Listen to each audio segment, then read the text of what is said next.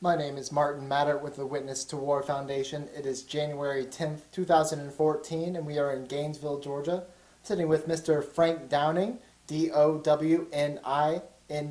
who served in the European Theater of World War II and the United States Army, 3rd Armored Division, 33rd Armored Battalion, Company B, and he served between June 1943 and November 1945. How are you doing today, sir? Fine, thank you. Terrific. My first question is, where are you from originally? I'm from a small town in Middle Tennessee, Delina, Marshall County. Born on a farm, a dairy farm. Milk cows morning and night, going to school. And how did you come to join the United States Army?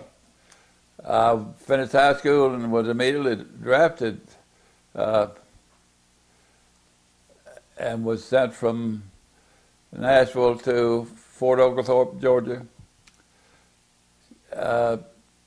and from Fort Oglethorpe, Georgia to Fort Knox, Kentucky for a few weeks, and then to Indiantown Gap, Pennsylvania, which joined the 3rd Armored Division and stayed the remainder of the war, and was sent from Indiantown Gap to England. We stayed a year before the invasion, June 6, 1944. I'd like to go back and talk about your training a little bit more. Do you have anything that stands out from your early days of training?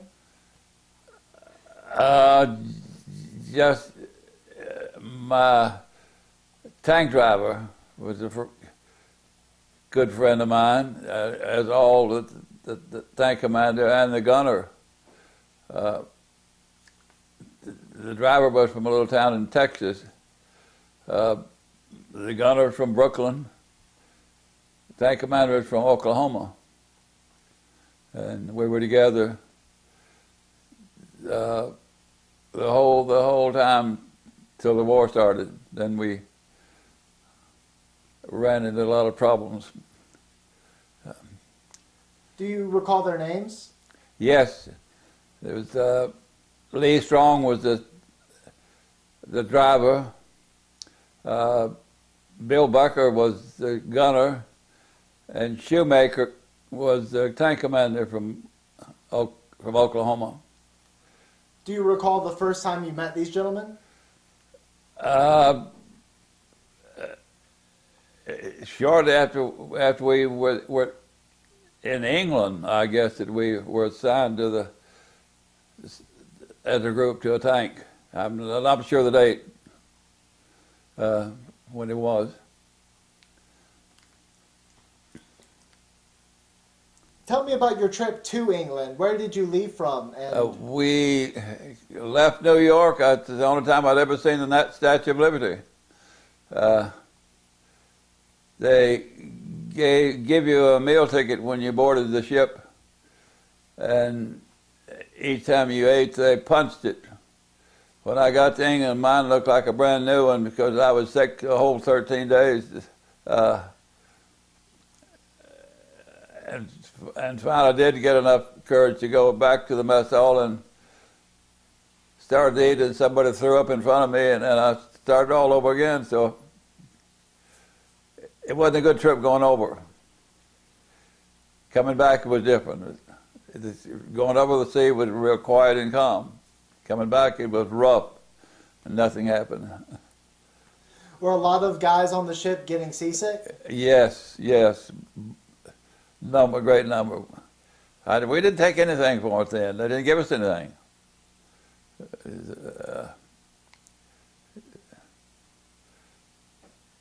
A lot of people were sick. And where did you arrive in England again? We came to a small town in near Salisbury, a little town called Warminster. We stayed for a year. It was a small town. It was a college town, and we took the dormitories and slept there. But there were so many of us. I slept in a pup tent for a year along with my assistant driver. A little over a year, and it rained almost every day. but I don't ever recall the tent leaking. And it got awfully cold and snowed and everything. It was that was a long time ago. So what was the first thing you did when you got to War Minister? I think I was the first thing that I did is I got guard duty that night, and the fog was so thick I couldn't see my hand in front of me, and I wondered, why in the world am I here? It was standing guard, but the rest of that was beginning of the training, getting ready for the going across the channel to the war, maneuvers and the typical things that you would do, learning about the tanks. And what sort of tanks were you training on? We were an M24 light tank with a 37 millimeter gun. And could you describe for me what you did on the tank? I was assistant driver when we first went across to the channel. I was assistant driver,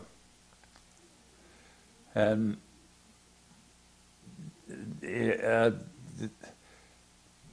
would drive when needed, but most of the time I was just sitting there. Any memories of your time training in England still stand out for you? The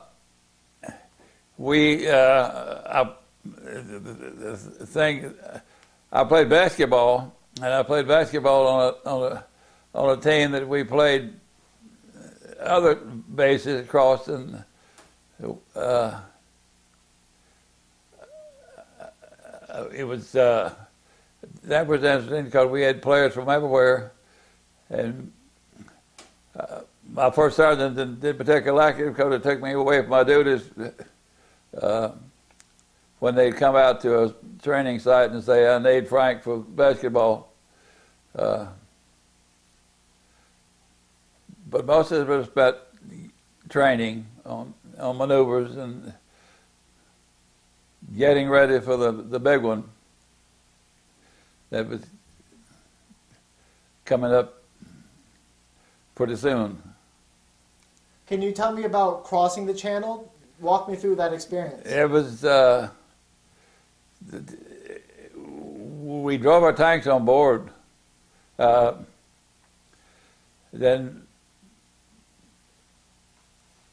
it was just, I actually was sick most of the time.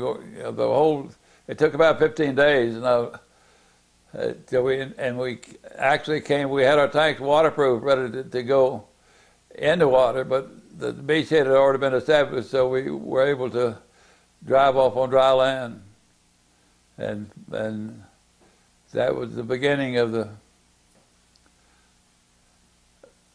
war for 3rd Armored Division. That was D plus, I think, 13 days or something like that. Our first mission was to take a hill. It had been raining all night that night, but we took off in the morning, and it was still raining. And I saw my first dead American soldier lying in a ditch on his back with a rifle on his chest. Then I pushed the button and sat down in my tank and pulled the tank door over my head, because this was it. That's my first dead American soldier. And we got stopped for some reason and was held for a long while.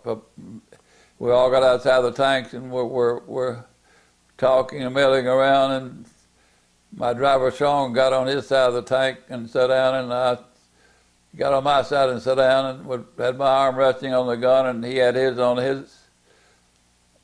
the gun, and a mortar shell came in and killed Lee, and then I became the driver. That was before we got to the jump-off point for our first mission. But we were parked right in the middle of a crossroad where two roads came together. And the Germans had those things zeroed in with artillery so they could, that was a bad spot to be. And then from there, we took the hill, but from all the way through France, the hedgerows were you never knew what was on the other side of that hedgerow. Eventually they designed a like shovel-like thing that would crush through the hedgerows. It's like fences, but hedgerows everywhere. And it was you never knew what you're going to run into from one hedgerow to the next. It was When you took that hill, did you face any resistance? Was what? When you took that hill, did you face any resistance? Yeah, yes. Could you tell me what sort of resistance you were facing? Oh, well, anything from tank fire to artillery fire to you never knew what was coming up, and this went on all the way through France and all the way through Belgium. Actually,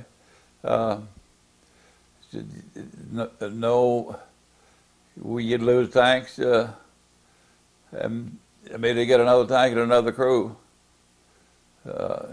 War is cruel. Was your tank taking any fire? Could you feel your tank getting hit? The first day that we took after the battle, my tank stopped, and I was told we couldn't move it. For me and my driver to spend the night there, and they'd bring us another tank the next morning. We dug a hole, pulled a tank over it, and slept in the hole. And it was a long night. We got a new tank the next day and joined the company, and it was just a rat race from there, from all the way through France into Belgium. And we had a lot of places we'd have to stop for days and days and days with the resistance we were getting. And somewhere above Liège, Belgium, my brother came to see me. He was a spy. And he asked me to go back with him, and I asked my company commander if I could go back, and he said, you can, but if you leave and we pull out, you'll be charged with desertion. But I took a chance and went back, slept in a bed with sheets on that night. Came back to, then on into, through France into Belgium, through Belgium and into Germany, and that's when the first night in Germany, I backed a tank up into a garage carport. And I took the first shift, me and my assistant driver. And after I got relieved, I went down and crawled in the bedroll of the gunnery, my gunnery, and I heard some shooting, and I thought it was us was shooting, and a little while they brought my gunner, Bill Becker, down, and the Germans had sneaked up with a bazooka and shot our tank and shot his leg off. He was sent back. The medics picked him up and sent him back. The next morning, I was up talking to the group of infantrymen that was assigned with us, and a mortar came in, and I was hit, and they sent me back to Liège, Belgium, and from Liège, Belgium, back to England. And when I came back to the company, after about a little over a month, we were further back than when I got hit and left the company. The company was full of, so they didn't need me, but they needed a tank and a driver for the forward observer. and that's not a good thing because you're out front of everything. As far as ever, we had a tank, a half-track, and a Jeep, all full of radio equipment. And radar could pick that up, and that was bad for drawing artillery. And then it was just a rat race from there all the way in till we actually met the Russians in Berlin. We lost a lot of men. Just like to ask you real quick, did they ever charge you for desertion? Oh, no.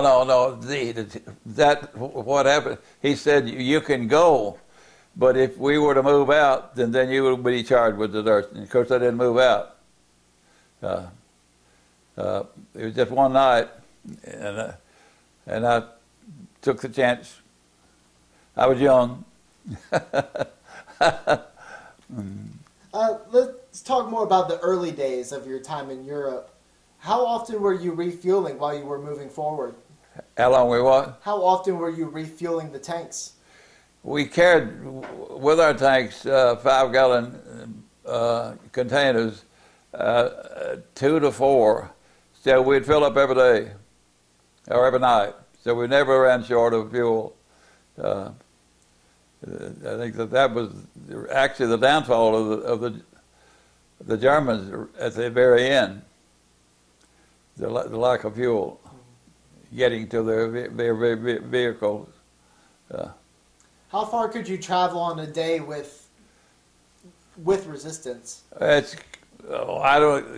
couldn't put mileage on it, but from Normandy to Berlin, it's almost 2,000 miles over a period of a year.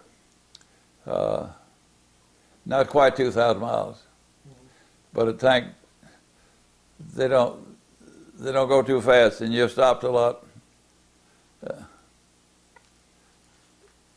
When you mentioned that you had seen an American soldier dead on the side of the road, did you see that more often as you made Oh, you saw that? Yes, that was the first one.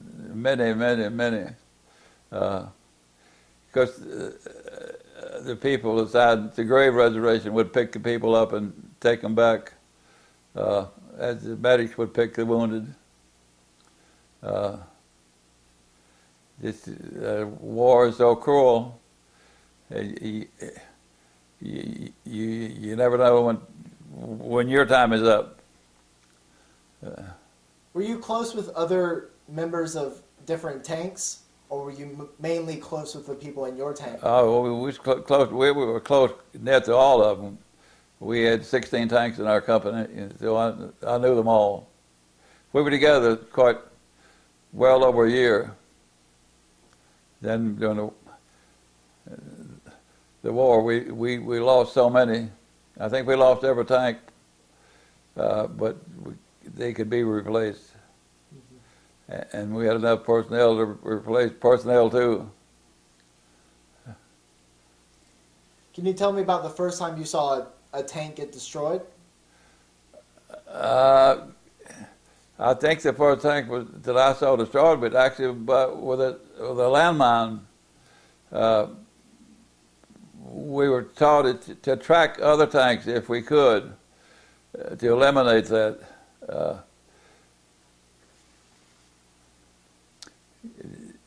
landmine can do quite a bit of damage to a tank, but knock the tracks off. But it's powerful enough it can kill everybody in the tank.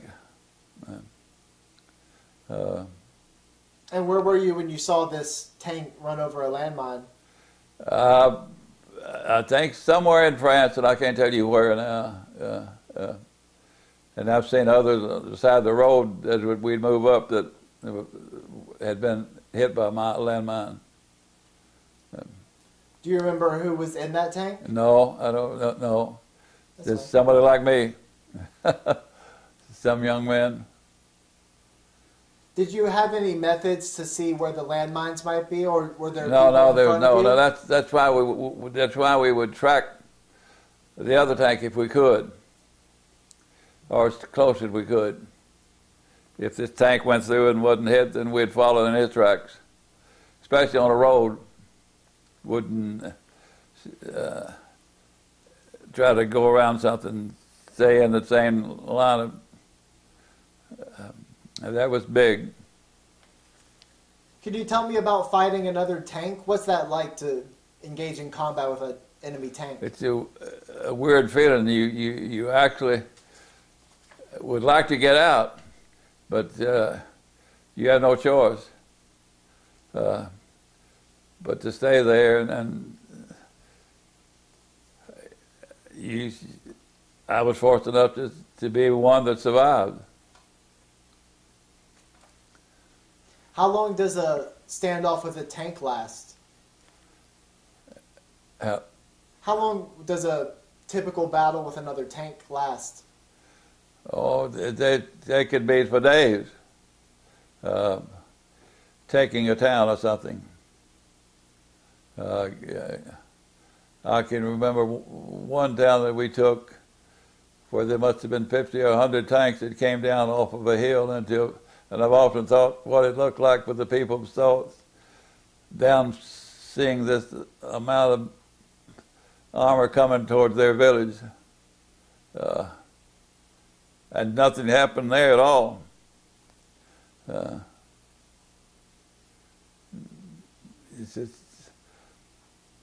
It's hard to put in words what war is so cruel.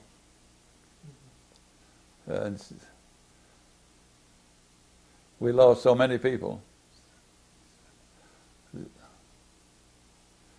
Like on D-Day, we lost 10,000 people in one day. That's a lot of people. A lot of parents get a letter saying, "We regret to inform you that your son has been killed in action." My parents got the letter to regret to inform you that your son has been wounded. And you have no way of knowing what happened. Or I often wanted to go back to where my driver was born in Texas and tell his parents what happened, but I never did. I guess they never knew.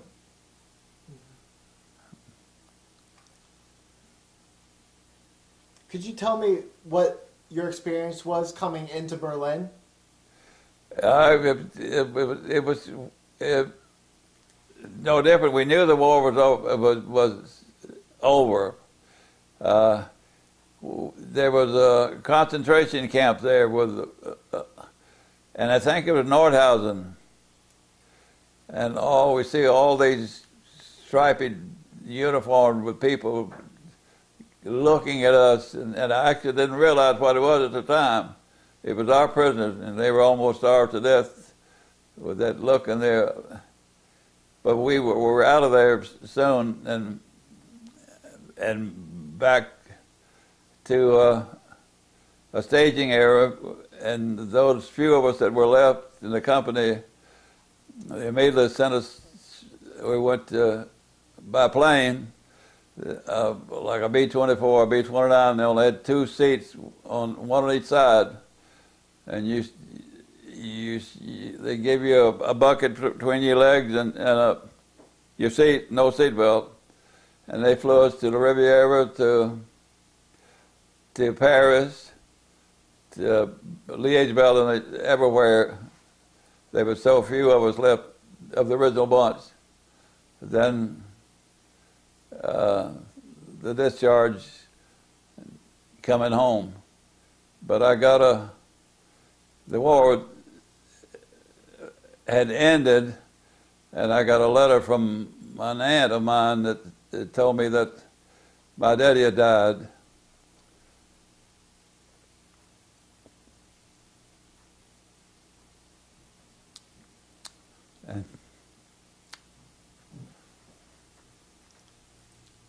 Could you tell me more about that? Do you remember that moment? The mail came in, and I got a package and some letters, And the package had priority because it probably had something to eat. And I got the letter, and somebody went to the company commander and said, Downing got some bad news. The company commander said, take a truck or something and drive him around the countryside. So that was, and coming back and trying to write Mother a letter, which I never did, except finally saying, things will be fine, we'll be home shortly, and we'll be fine. And coming back to the States was a miracle. And what was coming home like for you? I don't think you can put into words what it's like to come back to something. And I didn't know what in the world to do. I decided that I could play basketball. I went to Western Kentucky in Bowling Green and got a scholarship to play basketball and lived there for a year, but came back to Nashville and finished college at a small school in Nashville, David Lipscomb College. And then from there I went to work with the VA hospital and worked till I retired some 30 years ago. Got married, 5 children. We've been so blessed. My wife died some 12 years ago. Still have 5 children. They're precious. That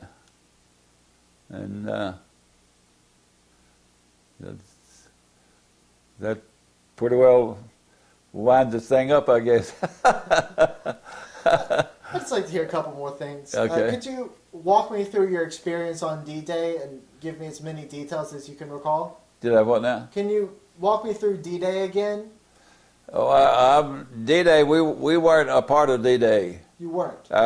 We were brought to a marshalling area and into a town, and as we drove down into this area, the people in this town were totally isolated. They couldn't receive letters nor mail letters, or they were isolated. They were standing, waving, and crying, and I didn't understand that because they knew where we were going and what would ultimately happen. And we stayed there till we crossed the channel to begin our phase of the war. But the beachhead had already been established, so we came in on dry land. The D-Day must have been horrible. The reports that I read, so few made it. Could you tell me the story again of how you got your injury? We were just coming to Germany, and when I backed my tank into this house garage, we took the first ship. My assistant driver, myself, and when we got relieved, Becker and Shoemake, I went down and crawled. They were sleeping in the basement, and I went down and crawled in Bill's bedroll. And I heard some shooting, and I thought it was us shooting at somebody. I didn't know that the Germans had come in and bazookaed my tank. And they brought Becker down, Bill Becker down, and he said, Downing, look here. And he had just a little piece of skin holding his leg up, and he was carried away. The next morning, daylight, I came upstairs from the basement, was talking to the infantryman that was assigned to us, and a mortar shell came in. You never hear a mortar shell until it explodes. And I got hit and was sent back to there from from Germany to Liège, Belgium, and from there to back to England. And where did the shrapnel hit you? And the shrapnel was taken out of my shoe, and the heel. It was $1 million wound, they say, but the $1 million wound. And were you still conscious afterward? Yes, oh yeah. What did it feel like? Nothing. I thought I would go back to somewhere and somebody would take it out and I'd come right back. But they sent me from Liège, Belgium back to England, and was told at one time we're going to ship you back to the States. Was told, they never told me that, but I later found out they had thought they might send me back. But they didn't. I came back and rejoined the company. As I told you, the company was full. Was it hard leaving your tank and your company after all that time? Yes. There's so many. We lost so many people. Either wounded or killed. Did you get to say goodbye to the tank commander or the gunner? Never knew. I've tried to reach both of them. And my grandson, I don't know how many people we've tried to reach. I have a list of the people in my company. We've never been able to reach anybody, except I told you earlier about Colonel Lovelady. And just by chance I met him at the VA hospital. And his first words to me was, "There's no way you should be here today." It was, and they gave me a Purple Heart in England, but somewhere over here I lost it, and I mentioned to him that I'd lost. How could I get another one or something? And he brought me one and gave it to me. See, he lived here in Atlanta, not far from the VA hospital, and of course he's dead now. Did you have any funny stories from your time in Europe? We went on some good trips. We went to Holland, and then realized that the beer that we were drinking in 3.2 in Holland, the alcohol content is way higher than that, and we learned he didn't take too many bottles of that to make a difference.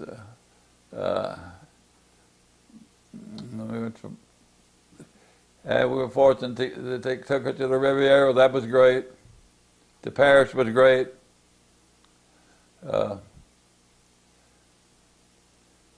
But as all things come to an end, the war did, and I came back. Thank God. As I said, thank God many times. You don't have a lot to do in a tank but drive. I had a direct line with God, I think. What's the most important lesson you learned while you fought in World War II? Is togetherness. How people fight together, how they stick together, and it's a family. It's just so, and it's hard to lose. You lose a member of the family.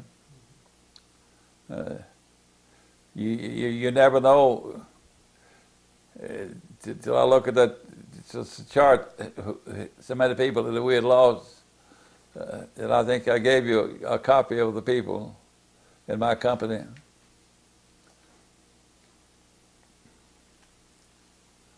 Well, do you have anything else that you might like to say? Any stories that still stand out for you? No, I guess seeing the Statue of Liberty going, and I guess seeing the Statue of Liberty coming back, and then just reuniting with my family, minus my father. And we had 4 boys in the family. 3 of us were in service. One was in the Air Force in Italy. Another one was in supply, and he was in Europe. And we all survived, and they said that Daddy relaxed and the war was over. And so we came back and started to college in another life.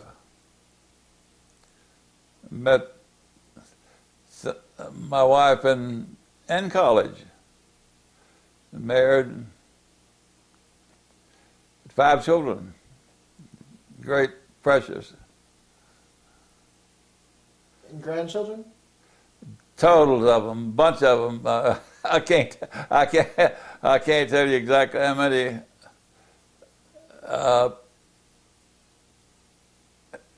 Tabor, how many?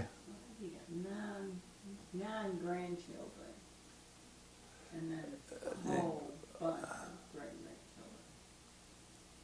How many? Like 9 grandchildren, and then a whole boatload of great-grandchildren. They just when we ever get together, there's a bunch of people. Enough to start a couple basketball teams. Like what? Enough to start a couple basketball teams. Yeah. Well, Frank, thank you so much for taking the time to speak to me today. It's an absolute honor and a pleasure, but most importantly, I'd like to thank you so much for your service. Bless your heart. Thank you so much.